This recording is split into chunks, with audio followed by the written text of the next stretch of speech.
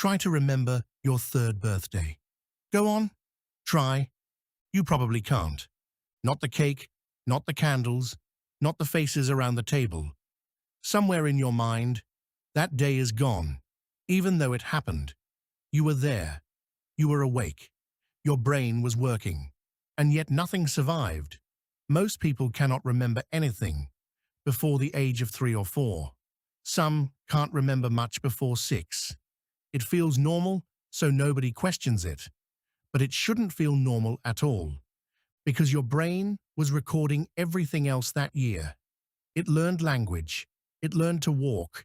It learned the exact sound of your mother's voice from across a room. That's not a small amount of information.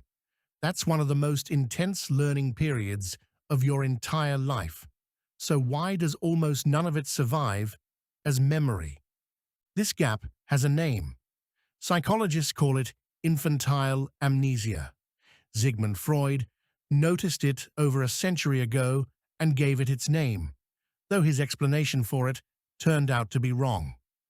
He thought children repressed their earliest memories because they were tied to forbidden desires. Modern research tells a very different story. The answer isn't repression, it's construction. Your brain, in those first years, simply wasn't building memories the way it does now. Here's what's strange. Babies do form memories. Show an infant the same toy twice, and they'll recognize it. Take a baby back to a room where something happened, and their body remembers. But this kind of memory is different from the kind you use to recall your third birthday. That kind of memory, the kind where you place yourself inside a specific moment in time, has a name too: episodic memory. And episodic memory needs a piece of hardware that simply isn't finished yet in a toddler's brain. That hardware is the hippocampus. Think of it as the brain's filing system, the part that takes an experience and stamps it with a time, a place, and a story, then archives it so you can pull it back out later. In early childhood, the hippocampus is still under construction. New neurons are being added at a rapid pace, and some researchers believe this rapid growth actually disrupts existing memory circuits before they can stabilize. It's less like a librarian misplacing books, and more like a librarian who keeps knocking over the shelves while building new ones. But there's a second piece to this puzzle, and it has nothing to do with biology. It has to do with language. Canadian psychologist Carol Peterson has spent decades studying how children talk about their own past. Her research found something remarkable. Children don't just need the hippocampus to mature, they need words. Specifically, they need the ability to narrate an experience, to string it into a sequence with a beginning, middle, and end. A memory without a narrative structure tends not to survive. It's raw material without a container to hold it. Peterson's work found that the more parents talk with their children about shared experiences, asking questions, filling in details, encouraging the child to describe what happened, the more of those early memories survive into later childhood. Memory, it turns out, is partly a social skill. You learn to remember partly by learning to tell. This is why the age at which people stop losing early memories tends to track alongside major language milestones. A 1-year-old has almost no way to encode an experience as a story, because a 1-year-old has almost no story-making apparatus yet. By 4 or 5, that apparatus is running. Somewhere in between, the earliest permanent memories start to survive. There's a third piece, and it might be the strangest one. Developmental psychologist Patricia Bauer at Emory University has shown that even school-age children are still losing early memories at a startling rate. Well past the age most people assume the amnesia ends.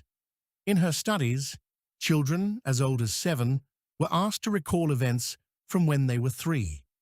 2 years later, Many of those same memories had vanished, even though the children could recall them perfectly at the earlier testing session.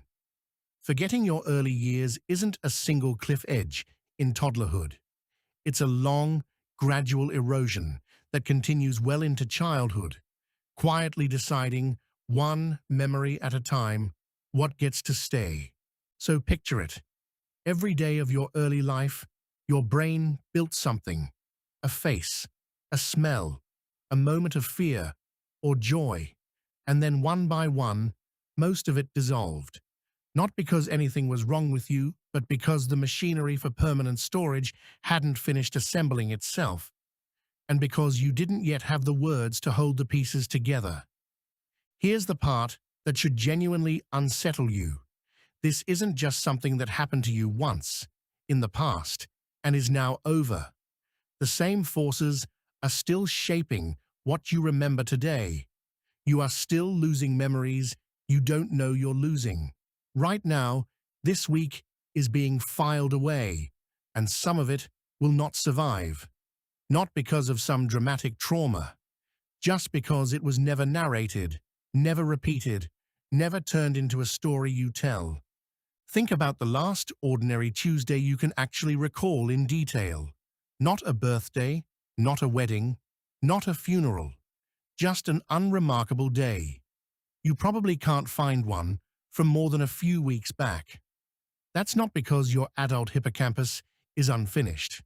It's because ordinary days rarely get turned into stories, and things that aren't turned into stories tend not to last. The mechanism that erased your childhood is still quietly editing your adulthood.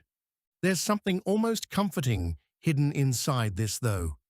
If memory depends partly on narration, then memory is something you can influence. Peterson's research suggests that children whose families revisit and discuss shared experiences retain more of them. The same appears true for adults. People who talk about their days, who write things down, who tell the story of what happened to someone else, tend to hold on to those days longer than people who let them pass in silence. You are, in a very real sense, the author of what survives inside you. So the toddler version of you wasn't broken, and it wasn't hiding anything from you the way Freud imagined. It simply hadn't finished building the tools it needed. The filing cabinet was still being assembled, and the language needed to write, the labels hadn't arrived yet. By the time both were ready, most of what came before had already slipped through. Which brings you back to that birthday. The cake you can't picture, the room you can't place. It isn't lost because something went wrong. It's missing because, for a little while, you were a person without a way to keep your own story. And somewhere in the middle of learning how to talk, how to walk, how to be a person in the world, you quietly became someone who could finally hold on to what happens to you. So the next time someone asks if you remember your third birthday, you can tell them the truth. Not that you weren't there, just that you hadn't yet learned how to stay.